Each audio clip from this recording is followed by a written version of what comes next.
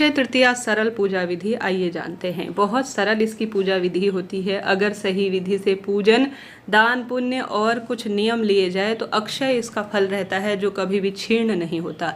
जल्दी उठकर दिन की शुरुआत करें। गंगाजल मिश्रित जल से स्नान कर घर के दरवाजे पर हल्दी मिश्रित जल का छिड़काव करें।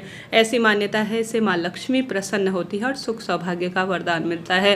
घर के दरवाजे पर माँ लक्ष्मी के नाम की लंबी बत्ती का दीपक लगाएं। उसके बाद आप तुलसी में कच्चा दूध और हल्दी जरूर समर्पित करें। ऐसा करने से माँ लक्ष्मी और श्री नारायण प्रसन्न होते हैं और सुख सौभाग्य का वरदान मिलता है। उसके बाद अपने घर के मंदिर में लाल या पीले रंग का एक वस्त्र बिछा लीजिए। अगर घर पर श्री नारायण की मूर्ति प्रतिमा घर के मंदिर में विराजित है तो भी वहां पर आप पूजन कर सकते हैं।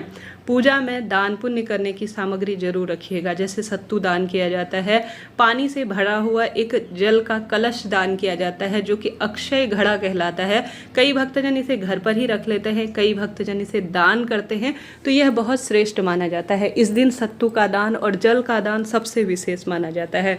अपने पूजा की थाली में रोली, चंदन, मोली, अक्षत और मौसमी फल जैसे खीरा और ककड़ी इस समय है, आम मिल रहे हैं, अंगूर है और साथ ही इस दिन मिलने वाला जो खरबूजा है, तरबूज है, इनको अपनी पूजा की थाली में जरूर रखें। सत्तू प्रसाद रूप में बना सकते हैं या खीर जरूर से बनाइएगा। तुलसी पत्र साथ में रखिएगा।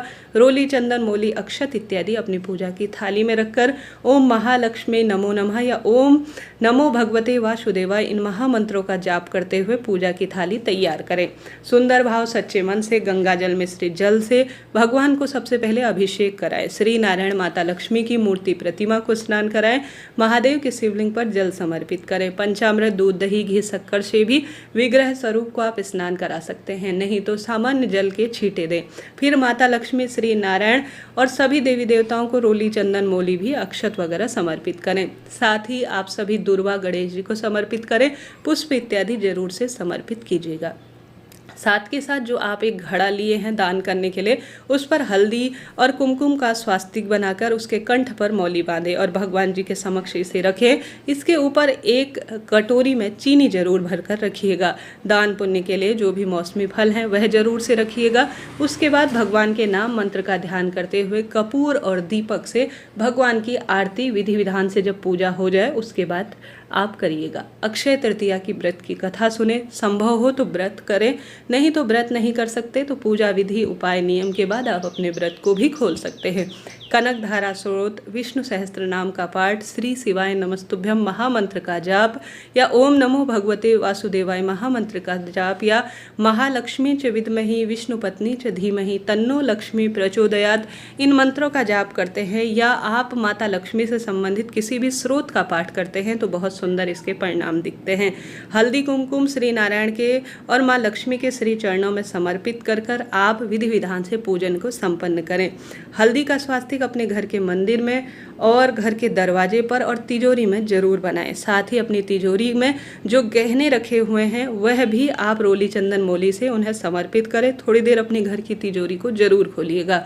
साथ के साथ आप सभी विधि विधान से भगवान के समक्ष चने की दाल या जो भी आप नई वस्तु लाए हैं जैसे झाड़ू, मिट्टी के बर्तन, सोना, चांदी या आप जौ खरीद कर लाए हैं जो कि शुभ ही शुभ है, रुई खरीद कर लाए हैं, नमक खरीद कर लाए हैं, सत्तू खरीद कर लाए हैं, सरसों खरीद कर लाए हैं जो कि सबसे सरल, सस्ते और शुभ माने जाते हैं, धनिया खरीद कर लाए हैं, इन्हें भगवान जी के समक्ष रखें।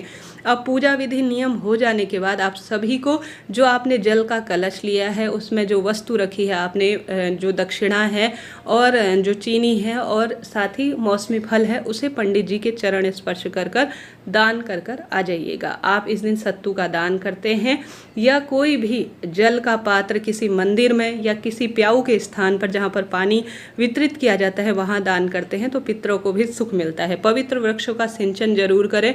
पशु पक्षियों के लिए आप दाना पानी की व्यवस्था जरूर करें। इससे पहले शुभ मुहूर्त का वीडियो आ चुका है। राधे राधे।